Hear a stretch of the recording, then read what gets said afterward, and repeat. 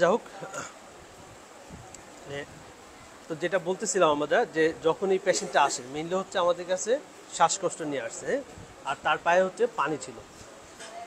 তো এই পেশেন্টটা আমরা মেইনলি প্রথমে হচ্ছে ইনিশিয়ালি কিন্তু হার্ট ফেলিওরের পেশেন্ট হিসেবে আমরা ট্রিটমেন্ট শুরু করি।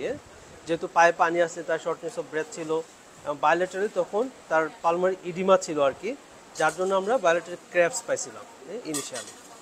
তো তারপরে আমরা হার্ট ফেলিওর ট্রিটমেন্ট শুরু করলাম, যেটা হচ্ছে তোমার অ্যাজ ইউজুয়াল যে ট্রিটমেন্টগুলো আছে সেগুলো দিয়ে, মানে লেসিক্স টেসিক্স সহ যা যা দেওয়া দরকার।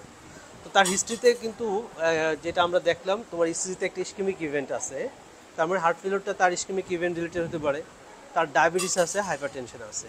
সো এই জিনিসগুলো তার একটা রিস্ক ফ্যাক্টর হিসেবে কাজ করতে পারে।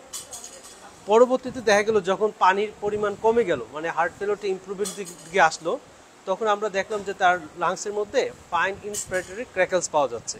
হ্যাঁ, মানে একদম বেজাল পোর্শনগুলোতে ফাইন ইন্সপিরেটরি ক্র্যাকলস পাওয়া যাচ্ছে। তখন আমরা যেটা করলাম যে একটা এক্সরে যেটা করা ছিল সেটাতে কিন্তু এতটা বোঝা যাচ্ছিল না, এবং এক্সরেতে অনেকটা হচ্ছে বায়োলেটারাল পালমারি ইডিমার মতো আসছে, কিছু ফ্লাফি শ্যাডো টাইপ ছিল আর কি। হ্যাঁ, নাথিং এলস। তো যাই হোক, পরে আমরা কনফিউশন দূর করার জন্য কি করলাম, একটা সিটি স্ক্যান করলাম, যেটাতে আমরা দেখতে পেলাম কি অনেকটা গ্রাউন্ড গ্লাস অপাসিটির মতো, তার মানে পেশেন্টের পালমোনারি ফাইব্রোসিস আছে। হ্যাঁ, তো একটা পেশেন্টের পালমোনারি ফাইব্রোসিস যেটা থাকে সেটার আমরা যদি মানে চিন্তা করি আর কি, তার প্রেজেন্টেশন কি হবে। সো স্পেশালি ড্রাই কাপ থাকে, আরটা হচ্ছে তার শর্টনেস অফ ব্রেথটা আস্তে আস্তে আস্তে আস্তে হচ্ছে বাড়বে, মানে প্রগ্রেসিভ শর্টনেস অফ ব্রেথ হবে, অর্থাৎ যতই ফাইব্রোসিস হবে শর্টনেস অফ ব্রেথ কী হবে, আস্তে আস্তে বাড়বে। তো এই পেশেন্টগুলো যখন একটা পালমোনারি ফাইব্রোসিস হয়, তাহলে এই পেশেন্টগুলোর কারণটা তো বের করতে হবে আমাদের ট্রিটমেন্টের জন্য, মানে কী কারণে হয়েছে। কারণ থাকতেও পারে, আবার নাও থাকতে পারে। তো আমাদের একটা পেশেন্টের যদি ফাইব্রোসিস হয়, আমরা আপার লুপ ফাইব্রোসিস নাকি লোয়ার লুপ ফাইব্রোসিস, এই জিনিসটা হচ্ছে আমাদের প্রথমে মাথায় নিই। যদি লোয়ার লুপ ফাইব্রোসিস থাকে, তাহলে লোয়ার লুপ ফাইব্রোসিসের যে ডিডিগুলো আছে এগুলো হচ্ছে আমাদের মাথায় রাখতে হয়। স্পেশালি ইডিওপ্যাথিক পালমোনারি ফাইব্রোসিস যেটা, এটা লোয়ার লুপ হয়। all connective tissue causes lower loop fibrosis except ankylosing spondylitis। তাহলে যত কানেকটিভ টিস্যু আছে যারা ফাইব্রোসিস করে তারা হচ্ছে লোয়ার লুপ ফাইব্রোসিস করে, বাকিগুলো হচ্ছে আপার লুপ করে। তারপরে যত ড্রাগ আছে, হ্যাঁ, মানে অ্যামিডারন বলি, মেথোট্রেক্সেট বলি, ব্লিউমাইসিন বলি, নাইট্রোফুরান্টন বলি, যত ড্রাগ আছে সবগুলো হচ্ছে কী করে, লোয়ার লুপ ফাইব্রোসিস করে। আরটা হচ্ছে অ্যাসবেস্টোসিস। হ্যাঁ, এই অ্যাসবেস্টোসিস হচ্ছে কী করে, লোয়ার লুপ ফাইব্রোসিস করে। তার মানে এই পেশেন্টের ডিডি বা ডিফারেন্সিয়াল ডায়াগনোস কিন্তু যেহেতু লোয়ার লুপটা প্রমিনেন্ট, তার ইন্সপিরেটরি ক্র্যাকলস আছে, তার মানে লোয়ার লুপ ফাইব্রোসিসটা কিন্তু তার হওয়ার সম্ভাবনা বেশি। এখন আপার লুপে যদি কোনো ক্র্যাকলস বা ইন্সপিরেটরি ক্রিপিটেশন পায়, তাহলে আপার লুপ ফাইব্রোসিসের কজ কী কী হতে পারে, সেটা হচ্ছে তোমার লাইক টিবি যদি হয়, টিবি হচ্ছে আপার লুপে ধরে, হ্যাঁ, পোস্ট টিবি ফাইব্রোসিস হয়, অথবা অথবা যে অ্যানকাইলোজিং স্পন্ডাইলাইটিস এটা আপার লুপে করে, অল নিউমোকনিসিস, এক্সটেন্সিভ অ্যালার্জিক অ্যালভিওলাইটিস, যেগুলো হচ্ছে আমাদের আপার লুপ করে। ঠিক আছে, তাহলে আপার লুপের ডিডিগুলো আপার লুপের দিকে আমরা নিয়ে আসবো, লোয়ার লুপেরগুলো লোয়ার লুপের দিকে নিয়ে আসবো। আমরা এই পেশেন্টের কিন্তু গতকালকে ব্যাপক মানে হিস্ট্রি নিলাম, মানে ট্রাই করলাম যে তার রিস্ক ফ্যাক্টর আছে কিনা, কিন্তু কোনোটা পাই নাই। তার মানে যেহেতু কোনো রিস্ক ফ্যাক্টর বা কোনো ডিজিজ পাই নাই, তাহলে তার যে ফাইব্রোসিসটা এটা হচ্ছে ইডিওপ্যাথিক পালমোনারি ফাইব্রোসিস। তো এই ইডিওপ্যাথিক একটা পালমোনারি ফাইব্রোসিস হলে আমাদের যে মানে ডায়াগনোসটা কনফার্ম করতে হবে, এই জন্য আমাদের কিছু ইনভেস্টিগেশন করতে হয়, তারপর হচ্ছে কি আমাদের ট্রিটমেন্ট প্রসিডিউরে যেতে হয়। অ্যান্ড ইনভেস্টিগেশন, এই ডায়াগনোসিস কনফার্ম করতে হলে ইনিশিয়াল ইনভেস্টিগেশন হচ্ছে কি চেস্ট টেস্ট, পিভিউতে চেস্ট টেস্ট করবো। হ্যাঁ, চেস্ট টেস্টে মেনলি রেটিকুলার নোডুলার শেডোটা আমরা পাইতে পারি। দেখো এই পেশেন্টের ক্ষেত্রে আমরা কিন্তু তেমন একটা শেডো, রেটিকুলার নোডুলার শেডোটা পাই নাই, অনেকটা ফ্লাপি টাইপ শেডো ছিল লোয়ার জোনগুলোতে। হ্যাঁ, আচ্ছা, তারপরে আমরা যখন ক্লিনিক্যালি দেখলাম না তার ইন্সপিরেটরি ক্রিপিটেশন আছে, সো আমরা এইচআরসিটিতে গেলাম। সো এইচআরসিটিতে যেটা পাইলাম আমরা গ্রাউন্ড গ্লাস অপাসিটি। তাহলে 1 নম্বর আমরা চেস্ট টেস্ট করতে পারি, 2 নম্বর কি এইচআরসিটি করতে পারি, 3 নম্বর যদি আমরা দেখতে চাই তার ফাইব্রোসিসের ক্ষেত্রে ওই যে গ্যাস ট্রান্সফার রেশিও আছে না, ক্যাসইউ টিএলসিউ, এটা আমরা দেখতে পারি। যদি দেখি তাহলে এখানে আমরা ক্যাসইউর পরিমাণ ল পাবো, টিএলসিউর পরিমাণ ল পাবো, অর্থাৎ গ্যাস ট্রান্সফার রেশিওটা ল পাবো। 4 নম্বর হচ্ছে আমরা স্পাইরোমেট্রি করতে পারি, যেহেতু এটা ফাইব্রোসিস, সো রেস্ট্রিকটিভ প্যাটার্নে কিন্তু তার স্পাইরোমেট্রিটা পাবো, রেস্ট্রিকটিভ। সো এই ইনভেস্টিগেশনগুলো হচ্ছে মেইনলি আমার এই পেশেন্টের ডায়াগনোসিস পারপাসে আমরা করতে পারি। এছাড়া আরেকটা করা যায়, সেটা হচ্ছে তোমার ব্রঙ্কোঅ্যালভিউলার লেভেজ নেওয়া যেতে পারে, হ্যাঁ, অ্যাজ পার ট্রিটমেন্টের পারপাসে। তো এটার ট্রিটমেন্টটা কিন্তু মেনলি ডিপেন্ড করে তোমার সিটি স্ক্যানের উপরে, সিটি স্ক্যানের ধরনের উপরে, যেটা কি হানিকম্বিং হয়ে গেল নাকি রেটিকুলার নোডুলার শেড হয়ে গেল নাকি গ্রাউন্ড গ্লাস অপাসিটি আছে। তাহলে আমার confirmation of the diagnosis X ray, HR city, তারপরে স্পাইরোমেট্রি, দেন আমরা একটা ক্যাসিউ গ্যাস ট্রান্সফার রেশিওটা দেখতে পারি, ক্যাসিউ বা টিএলসি। এখন আসো, এই পেশেন্টের যখন ফাইব্রোসিস হয়েছে এটা তো ডায়াগনোসিস কনফার্ম, এখন তার পিছনে কারণগুলো কি সেই কারণগুলো বের করতে হবে।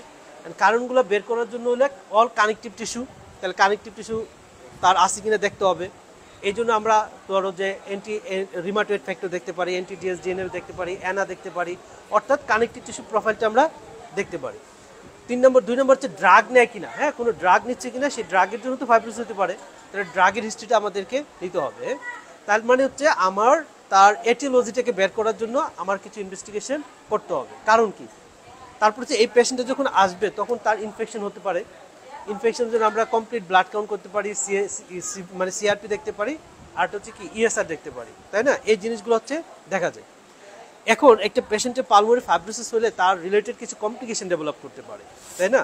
যেমন পেশেন্টের ধরো যে কর পালমোনারি হতে পারে, পেশেন্টের পালমোনারি হাইপারটেনশন ডেভেলপ করতে পারে, পেশেন্টের হার্ট ফেলিওর ডেভেলপ করতে পারে পালমোনারি কজের জন্য, পেশেন্টের ধরো যে তোমার পলিসাইথেমিয়া হতে পারে, সায়ানোসিস ডেভেলপ করতে পারে, অর্থাৎ কোনো কমপ্লিকেশন আছে কিনা এই জিনিসগুলো আমার কি করতে হবে, বাইর করতে হবে। এবং কমপ্লিকেশন রিলেটেড আমার ইনভেস্টিগেশন করতে হবে, লাইক হচ্ছে আমি একটা অ্যাভারেজি করতে পারি, ব্যাড সাইডে আমি তার স্যাচুরেশন লেভেলটা দেখতে পারি, হ্যাঁ মানে স্পাইরোমেট্রি দিয়ে আমি স্যাচুরেশন লেভেলটা দেখতে পারি। তারপরে তোমার ধরো যে পেশেন্টকে একটু হাঁটাইতে পারি, হ্যাঁ 6 মিনিটের মতো যে হাঁটানোর পরে তার আবার অক্সিজেন স্যাচুরেশন লেভেলটা দেখতে পারি, যদি স্যাচুরেশন ফল করে তাহলে এক ধরনের ডিডি আসবে, আবার স্যাচুরেশন যদি ফল না করে তাহলে তার ভালো আছে, মানে এই জিনিসগুলো হচ্ছে আমরা তার ফাংশনাল অ্যাসেসমেন্টের জন্য আমরা দেখতে পারি আর কি। তাহলে এই ইনভেস্টিগেশন বা এই প্রসিডিউরগুলো কিন্তু তার ডায়াগনোসিস, তার ইনফেকশন আছে কিনা, তার মানে কোনো কমপ্লিকেশন ডেভেলপ করছে কিনা এইগুলোর জন্য আমরা করব। স্পেশালি কমপ্লিকেশনের জন্য কিন্তু ইসিজি করা হয়, ইকু করা হয়, রাইট হার্ট ক্যাথেটারাইজেশন করা হয়, কারণ ইকু করলে আমরা পালমোনারি হাইপারটেনশনটা বুঝবো, রাইট হার্ট ক্যাথেটারাইজেশন করলে কিন্তু আমরা পালমোনারি হাইপারটেনশন বা অক্সিজেন স্যাচুরেশন লেভেলগুলো ডিফারেন্ট চেম্বারে কিন্তু আমরা এটা পাবো আর কি। হ্যাঁ, তাহলে এই জিনিসগুলো কিন্তু আমরা এখানে ইকু এবং রাইট হার্ট ক্যাথেটারাইজেশন থেকে পাবো, আর ইসিজিতে আমরা পাইতে পারি আর কি। হ্যাঁ, ওকে। এরপর আসো, এটা ডায়াগনোসিস কনফার্ম করার পরে ট্রিটমেন্ট আমরা কি দিব। 1 নম্বর হচ্ছে আমরা যেটা বলি পেশেন্টকে বোঝানো, মানে এক্সপ্লানেশন করা ডিজিজ রিলেটেড। তারপর হচ্ছে মাল্টি সেক্টরাল ইনভলভমেন্ট, মানে আমরা যেমন ধরো যে রেসপিরেটরি সিস্টেমের ডাক্তার ইনভলভ থাকতে হবে, যদি কার্ডিয়াক কোনো কমপ্লিকেশন ডেভেলপ করে তাহলে কার্ডিয়াক রিলেটেড ডাক্তার ইনভলভ থাকতে হবে, মানে সুজাগতা মাল্টি ডিসিপ্লিনারি একটা ইনভলভমেন্ট আবার লাগবে। 3 নম্বর হচ্ছে তার নিউট্রিশনাল স্ট্যাটাসটা মেনটেন করতে হবে, হ্যাঁ খাবার দাবার ভালো করে দিতে হবে। 4 নম্বর হচ্ছে যেহেতু তার একটা ক্রনিক প্রসেস এবং তার ইনফেকশন হওয়ার চান্স বেশি, সো তাকে ভ্যাকসিনেশন দিতে হবে, ঠিক আছে, ভ্যাকসিনেশন দিতে হবে। যদি অক্সিজেন দরকার হয় তাহলে অক্সিজেনের সাপোর্ট দিতে হবে, বাসায় দিতে পারে, আমরা এটা লং টাইম অক্সিজেন দেওয়া দিতে পারে আর কি। এইটা। এরপর আসো স্পেসিফিক ম্যানেজমেন্ট কি আছে তার। স্পেসিফিক ম্যানেজমেন্ট হচ্ছে কোনো যদি ডিজিজ থাকে, কজ থাকে, তাহলে সেই ডিজিজের ট্রিটমেন্ট আমরা করব। হ্যাঁ, লাইক যদি রিমাটয়েড আর্থ্রাইটিস হয় তার ডিজিজ মানে ট্রিটমেন্ট করতে হবে, কোনো ড্রাগের জন্য যদি হয় তাহলে ড্রাগটাকে বন্ধ করতে হবে। তারপরে হচ্ছে তোমার এটা রিলেটেড করে কিছু ট্রিটমেন্ট ডিপেন্ড করবে সিটি স্ক্যানের উপরে।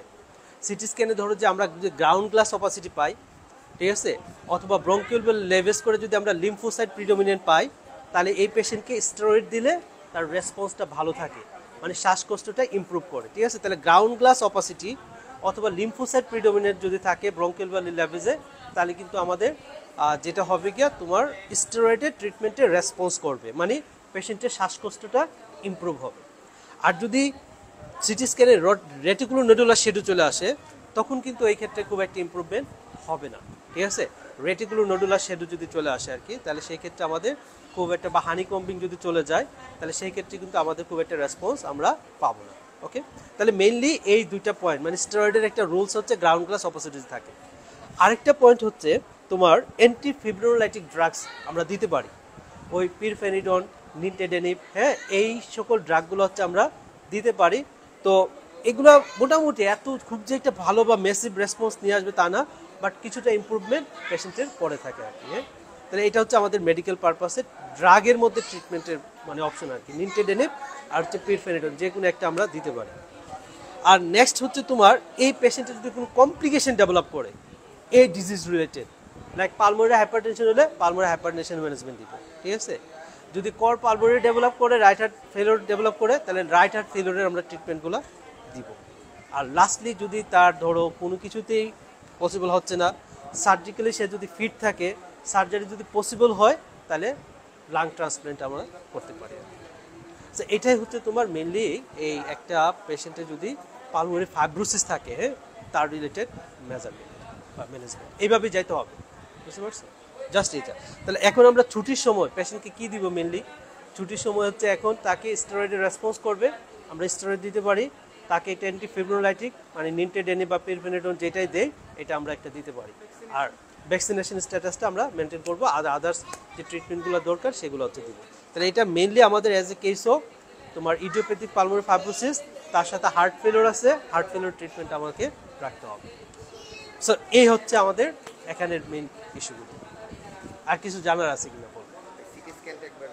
হ্যাঁ, সিটি স্ক্যানে দেখো মেনলি এই যে, হ্যাঁ, এটা হচ্ছে গ্রাউন্ড গ্লাস শ্যাডো, একদম দুই সাইডে কিন্তু হয়েছে, বুঝছো?